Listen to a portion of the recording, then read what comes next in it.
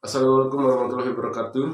Kami akan melakukan presentasi terkait penduduk, industrial, dan sumber daya alam. Untuk lebih lengkapnya, saya bisa serahkan pada teman-teman saya yang akan melakukan presentasi. Yang pertama, bagian pendahuluan. Penduduk merupakan salah satu objek kajian yang dipelajari dalam ilmu geografi, sedangkan ilmu yang mempelajari tentang kependudukan disebut demografi. Penduduk mempunyai peran yang sangat penting dalam pembangunan suatu daerah. Semakin banyak jumlah penduduk, maka dapat dikatakan bahwa semakin banyak pula potensi-potensi yang dapat dikembangkan atau digunakan pada suatu wilayah. Karena sumber daya merupakan komponen pembangunan yang penting di samping sumber daya alam dan teknologi. Pembahasan 1. Bagaimana keadaan penduduk yang ada di wilayah Indonesia? Lembaga BPS Statistik Indonesia pada tahun 2013 menjabarkan bahwa penduduk adalah semua orang yang berdomisili di wilayah geografis Republik Indonesia selama 6 bulan atau lebih, dan atau mereka yang berdomisili di wilayah Indonesia kurang dari 6 bulan tetapi bertujuan untuk menetap. Menurut Mulyadi tahun 2008, pertumbuhan penduduk di Indonesia diakibatkan karena adanya 4 komponen. Yang pertama ada kematian, yang kedua ada kelahiran, yang ketiga ada migrasi masuk, dan yang keempat ada migrasi keluar. Dan menurut Arsyad pada tahun 2010, masalah kependudukan yang dapat mempengaruhi pelaksanaan dan pencapaian tujuan pembangunan dikarenakan adanya pola penyebaran penduduk dan mobilitas tenaga kerja yang seimbang.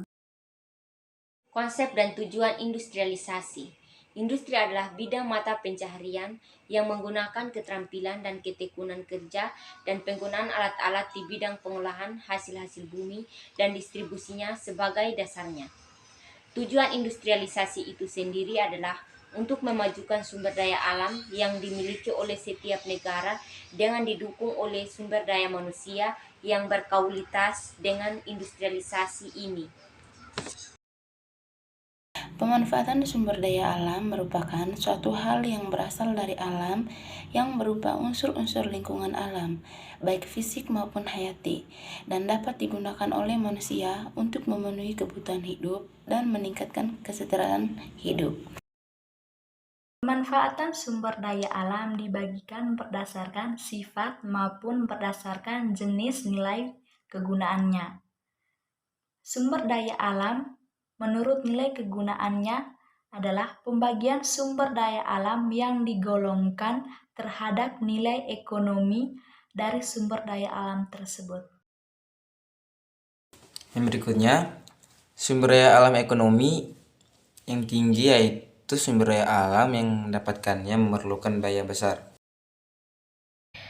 Selanjutnya ada sumber daya alam non-ekonomis, adalah sumber daya alam yang mendapatkannya tanpa mengeluarkan biaya dan bisa didapatkan dalam jumlah tidak terbatas. Jadi kesimpulan dari materi ini adalah SDA merupakan masukan yang paling penting dalam kegiatan produksi, baik itu di sektor pertanian, industri, maupun jasa.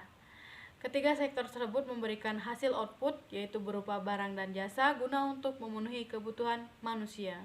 Terima kasih. Sekian dari presentasi dari kelompok kami. Saya selaku moderator dan perwakilan untuk teman-teman kelompok mengucapkan mohon maaf jika ada kesalahan materi, baik itu dalam industrial, sumber daya alam, dan juga penduduk. Saya minta maaf. Terima kasih.